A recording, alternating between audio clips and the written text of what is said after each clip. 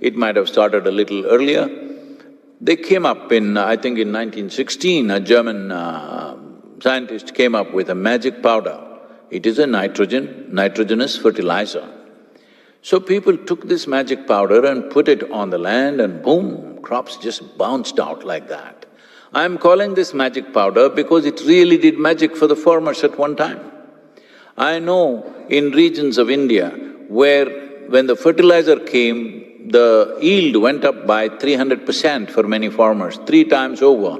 So definitely they bowed down to this powder and said, this is magical. But the problem is we forgot, it is like you are doing quite well but you went to the doctor and the doctor said, your calcium is not good, your iron is not good, your folate is not good and gave you 3 pills. Next day you took it and you felt really good. Then you decided, this is it.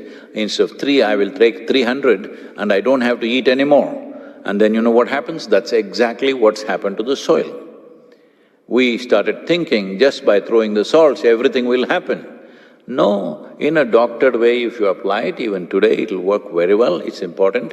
I'm saying this because a whole lot of urban population in the world goes on talking about, now the words get replaced, same mentality. They said all these days everybody was talking organic farming. This is an urban fashion. Those people who have never farmed in their life like to talk about organic farming because they've never done anything. So if you go to the marketplace, there is one apple marked as organic. What is the other one? Is it inorganic? I want to know. No, what you're trying to say is the level of fertilizer, pesticide, this, that.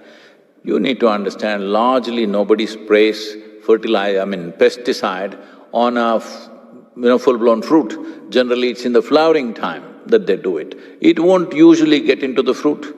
These are all paranoia. I'm not saying fertilizer is not getting in, pesticide is not getting in. Yes, in grapes and other things it is there. I am not trying to discount that factor.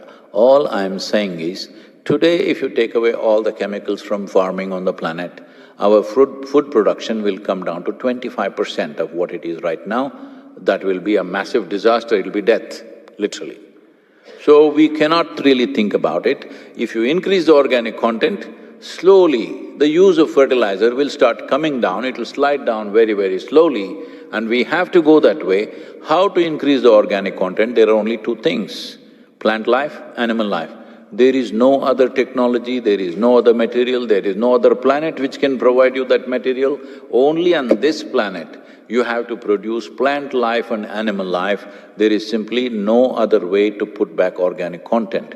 Well, about carbon sequestering and many other things, we can talk endlessly about it.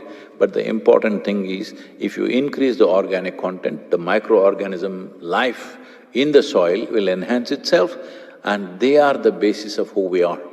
We are a consequence of their activity, both in terms of evolution and today as an ecological species. When we say ecology, don't think it's a subject matter. We are the ecology. 60% of your body is microbial life, only 40% is your parental genetics. So you are the ecology sitting here. Hello? You are the environment too. So we thinking we'll fix the environment, we'll fix the ecology, that is the distance itself is causing a lot of problem for us. So the simple thing is this, put the food back for the microbes, that is the organic content. To put this back, you need either plant material or animal waste, there is simply no other way.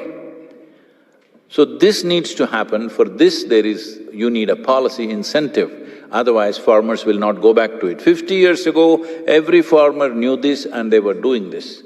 Today we've just lost this for about a generation or maybe 2 generations have lost this and now we've forgotten. We have to have plant life and animal life on the farm, otherwise you can't put back the organic content, but that needs an incentive. So, right now instead of branding things as organic, in future we need to look at this. Right now in, let's say in Northern Europe, an average organic content in the soil is 1.48. In Southern Europe, it's about 1.2. In United States, it's around 1.4 to 1.5. In India, large percentages have only 0.68%. And in Africa, it is 0.3%. which is desertification, serious desertification. So, being here, if a national government announces this, if you increase your organic content in your farm, which is very easy to test, unlike testing a product. Testing a fruit or a vegetable is very complex, it takes a lab.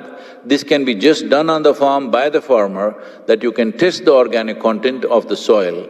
Let's say if you get it to 3%, what is the incentive you will get? Governments have to fix this.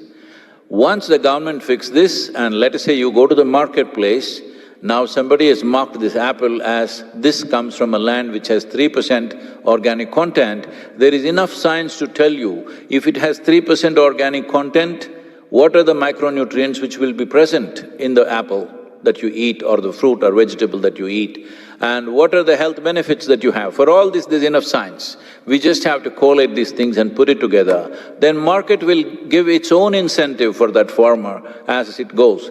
Now you go there and somebody says, this is 3%, this is 6%.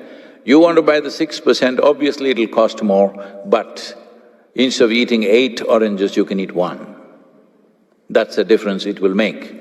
So, this is something that needs to happen now, not tomorrow, because if you start the policy making now, for it to fulfill in terms of action across the world, it will take anywhere between 8 to 12 or maybe 12 to 20 years' time before it happens across the globe. But if we don't make the policies now, right now according to UNFAO, the loss of biodiversity on the planet is on the scale of 27,000 species per year. Species, you heard it right, 27,000 species are being lost, are going extinct every year. At this rate, in about 30 to 35 years, we will reach a point where if we want to revive or regenerate the soil, it will take 150 to 200 years, which will be an absolute disaster. So this is why the urgency, as I said, this is our time on this planet. As a generation, are we a responsible generation or will we sleep through? This is the choice that we have. Is sleep a crime? Hello? No. But if you sleep through your life, you will become a disaster. And you will see, a crime is better than a disaster. Yes, it is.